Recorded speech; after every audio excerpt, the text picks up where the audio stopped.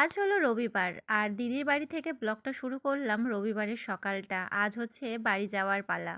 মনে অনেকটা আনন্দ লাগলেও অনেকটা দুঃখ জমে আছে আমার মনের মধ্যে, জানো তো। একটা বছর পরে আমরা এলাম বেড়াতে। তারপরে আবার এই কয়েকটা দিন হাসি ঠাট্টায় চলে গেল কয়েকটা দিন। এইবার হচ্ছে বাড়ি যাওয়ার পালা, আবার সেই সংসার আর সংসার। বেশ কয়েকদিন ভালোই কাটলো দিনগুলো। যাই হোক, নিজের সংসারে তো ফিরতেই হবে, তাই না? আজকে সকালবেলা ছিল টিফিনে ডিম সেদ্ধ, স্যালাড, তারপরে হচ্ছে রুটি বাটার দিয়ে। তো দিদি এখানটায় সবাইকে দিয়ে দিয়েছে, সাথে মিষ্টিও ছিল। সোনাই আর ওর বাবা বসে পড়েছে এখানটায়, ওদেরকে দিয়েছে একটা প্লেটে। আর হচ্ছে আমরাও খেয়ে নেবো সবাই এক এক করে। আমাদের জানো তো এখন যাওয়ার কথা ছিল না, আমাদের এখনো পর্যন্ত বেশ কিছুদিন থাকার প্ল্যান ছিল, কারণ বাবার বাড়িতে কার্তিক পুজো না দেখেই আমরা চলে এসেছি। আসলে মানুষের মন মানসিকতা যদি ভালো না থাকে তাহলে কিন্তু কোথাও মন টেকে না। কালকে রাতে ওদিকে ব্যাগ ট্যাগ সব গুছিয়ে নিয়েছিলাম, বাবুর খাবার দাবার যত রকমের ছিল সব কিছু গুছিয়ে নিয়েছি।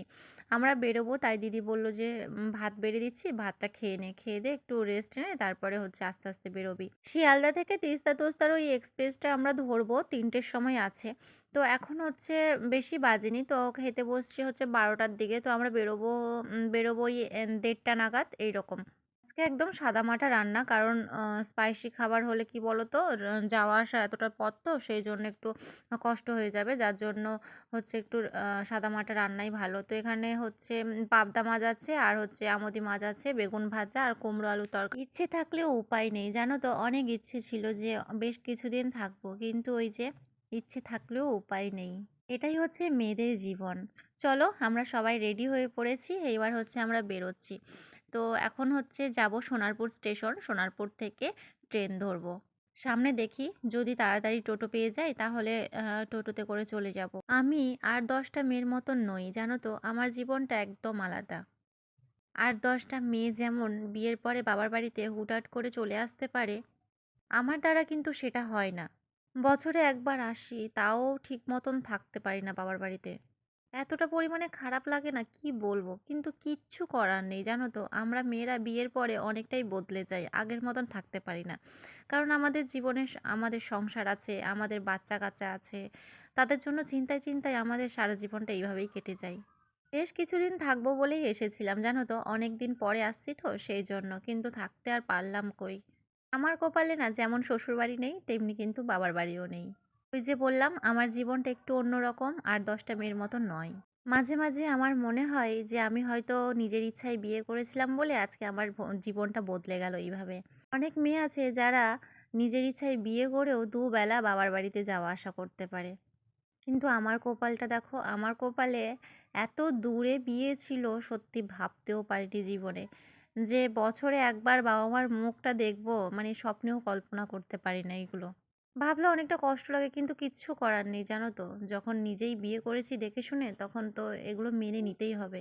একবার তুমি যদি সংসারের ভেতর ঢুকে যাও, সে সংসারের মায়া কোনোদিনও ছাড়তে পারবে না, যতদিন না তোমার মরণ হবে। কথায় কথায় সবাই হয়তো বলে যে মেয়েদের নিজের বলে কিছু হয় না, কিন্তু আজ আমি উপভোগ করতে পারি যে মেয়েদের নিজের বলে কিছুই হয় না।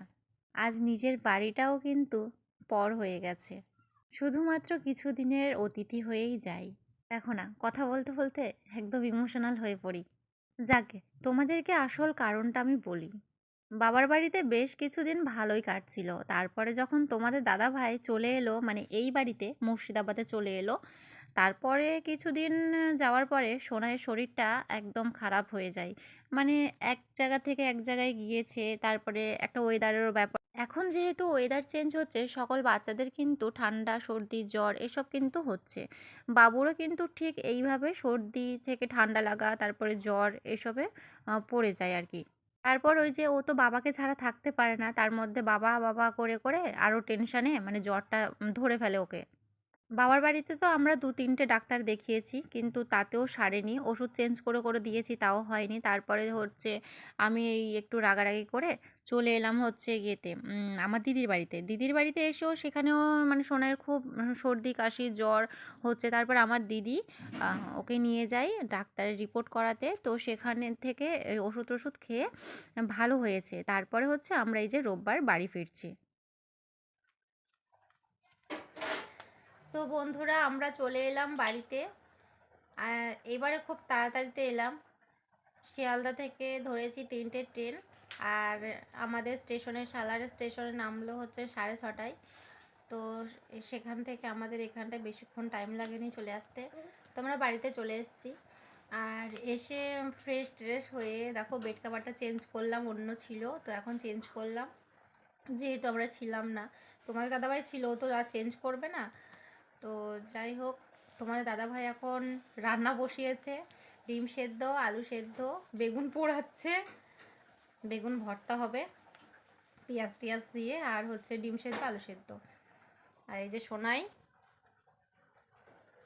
চলো আমরা বাড়িতে চলে এসেছি। এইবার হচ্ছে কালকে থেকে হবে যুদ্ধ। কালকে থেকে হবে কিসের যুদ্ধ? ব্যাগপত্রের যত জিনিস আছে সব আমরা, হ্যাঁ জেঠিমা এই তো আসো।